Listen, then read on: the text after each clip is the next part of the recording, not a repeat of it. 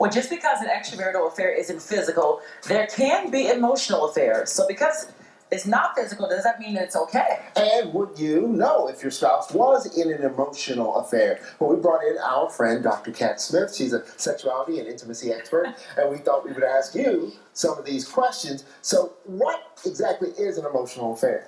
You can think of it as sexless adultery. Okay. It's an affair of the heart. You're creating separation from your significant other, that emotional connection you have with them, and creating one with someone outside the relationship. So what are some of the signs that perhaps your spouse is involved in an extramarital affair because of, emotions? Well, you can tell when they're not sharing as much with you. Mm-hmm. And, they want to keep that little information to themselves. They don't want to let you know, hey, it's not the work wife and all that stuff. If someone came to me and said that, I'd be like, wait a minute. What are they giving you that I'm not giving you? Work wife and work No. Oh. Because, think about it.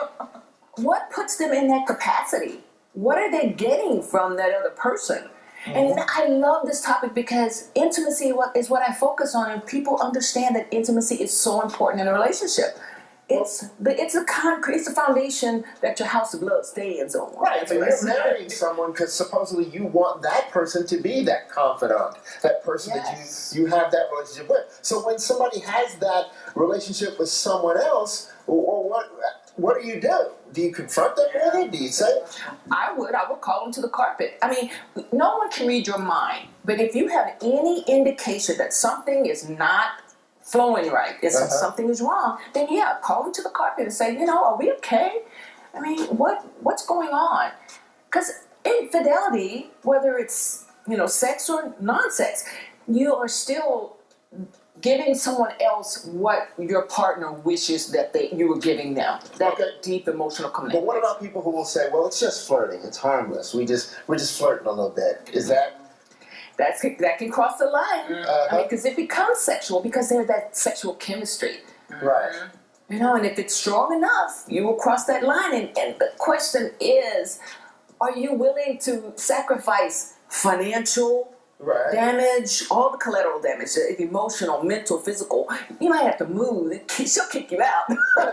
It's like, really? And there may be folks watching that have experienced this, or I can say I have a couple of friends who've been through situations where someone did sacrifice it all from something that started as an emotional affair. What role does social media play in all of this? I think it does, because it starts with a couple of emails or maybe a text, and then you secretly friend each other. Right. And it's just what's important to you.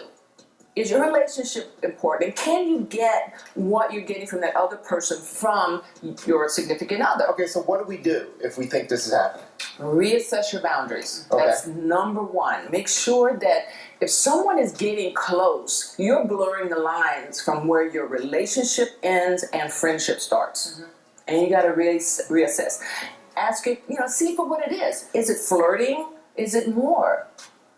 You gotta just be straight, and then have that conversation. Yes, have that conversation. Well, thank you so much, Dr. Kat, for coming in and straightening us out on this. All right, y'all, we'll be right back with more eye opener in just a second.